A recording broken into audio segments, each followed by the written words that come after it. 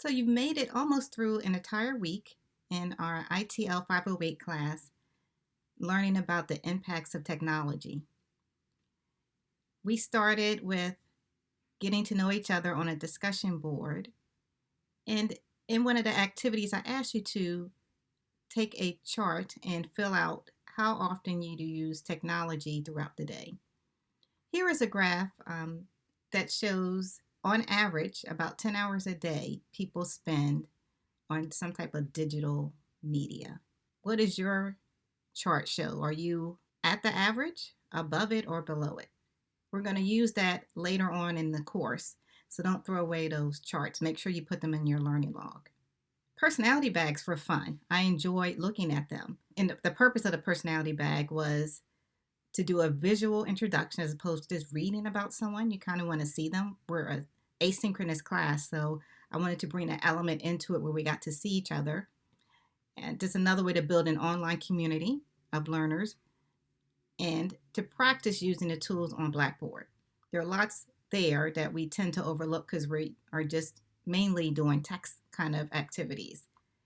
And inside my bag, I have my Penn State sweatshirt. I went to Penn State. We are Penn State. I loved it. I had to go an extra semester because I took so many classes. I took bowling, ice skating. My mom had a fit. But anyway, I survived and it was a great experience.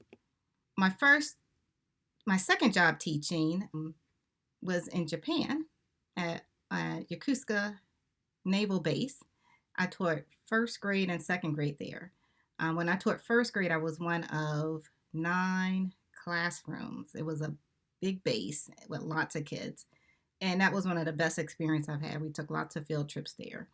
And when I left, as a going away gift, this is a doll. It's a scroll doll, and you unroll it, and people wrote messages in there.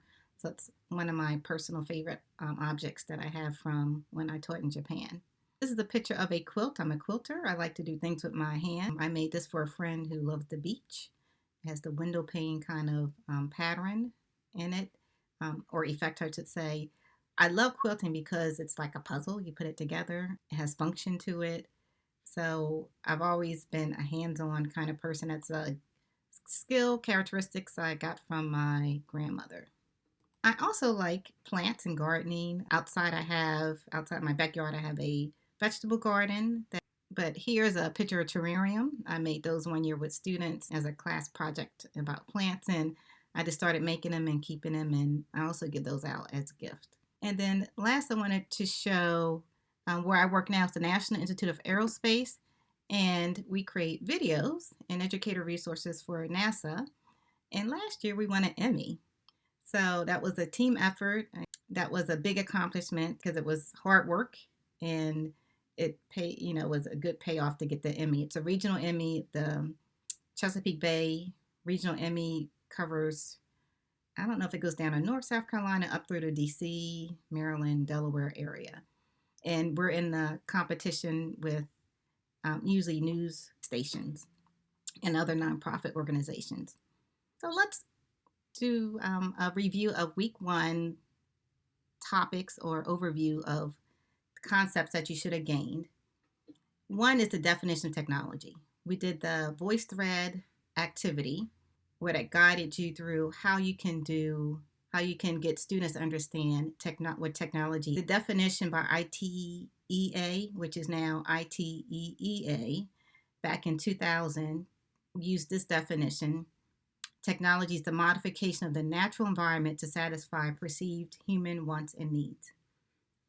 Then we made sure you understood the difference between technology education and educational technology. Technology education, that's the study of technology. We're learning about the processes of technology, how we use the design process to solve problems, or the engineering design process to solve problems. We then talk about the intended and unintended consequences or effects of the technology that's created by people. And all that together leads to the development of technological literacy. Educational technology is what we talk about when we're talking about instruction, informational technology, how we deliver instruction, and how students use technology as part of their learning process. It also involves communication, multimedia hardware, and software. That includes data processing is a big one that we use technology for in education. This week, week 2, you're going to talk about or learn about some of the, and one of the resources, some of the administrative kind of processes we use technology for, and more the pedagogical reasons why we use technology. Your first assignment that you need to submit is the development of a problem statement and a rationale for creating your technology integration plan. This is due by the end of the module. It's just a couple paragraphs where you're explaining what you're teaching. That's the standards. That's why I had you gather your standards. And that includes the ones for your subject area, as well as the technology standards, which I provided for you. You want to make sure you identify who you are teaching, your students, and what their needs are. Why are you integrating technology? What's going to be the benefit? Make sure you use the resources, the reading, and the discussion board highlights that, learn from your peers, what they've learned from integrating technology and the impacts through our reading of the ITEA and ISTE standards. Also include how will it, meaning the technology, impact students' learning? And how will you measure the effectiveness of integrating the technology?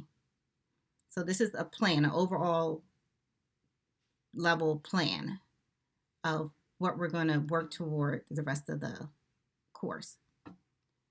Utilize the technology integration matrix, the levels of integration, as well as the characteristics of the learning environment. What are you aiming for? So your problem statement and rationale, it's just a draft. And you're going to post it in your discussion board as assignment 1A. And you're going to get feedback from your peers. Looking ahead for week 2, we're going to have a synchronous class meeting. We took a poll, and most people voted for Monday between 6 and 7. And we're going to talk about social, emotional impact of technology. We're going to do an activity called Crossing the Line. And then we're going to look at we're going to do a teleparty, a Netflix party, so you don't have to buy anything. I'm going to give you a code, and we're going to watch part of the social dilemma together. And then you can use that information in week 2's discussion. For module 1, week 2, we're going to look ahead. We're going to look at what are the impacts of technologies on students and the culturally, as far as their safety and the social emotional health. And we're going to look at the same for teachers. One of your activities involves using hypothesis. This is a new tool McDaniel is piloting, and it's a collaborative annotation tool. And I really like it, and I hope you will too. There are 2 topics. You just choose one. In these 2 different discussion threads, I want you to notice that I've given you options for how to access information. There's a lot in there. You don't have to do all of it, but do enough so that you can contribute to the discussion thread. There are reading selections. There's a webinar for one of the topics that's on the 24th of March, so someone may have time to go to that webinar. You can watch several videos I have embedded into the thread. You can explore some websites and do the collaborative annotation through hypothesis. Also coming up for week 2 is you're going to submit also assignment 1B. And that's where you explore different technologies and you're going to categorize them and explain. You're going to do a short presentation, no more than 2 minutes, about how you categorize these resources and how they fit into your technology integration plan. So utilize each other, team up, and divide the work. So if your elementary teachers may want to team up together, or if you all are some STEM coaches, high school, you I'm going to let you work on teaming up. There's a couple, 3 or 4 people in the team. Select a format to organize your resources. So it's open-ended. What is the best way for you to categorize and have access to these digital technologies? And then individually, you're going to create your presentation. Well, I hope to see you Monday, and that's optional. Otherwise, I will be looking for your thoughts and comments in the discussion board.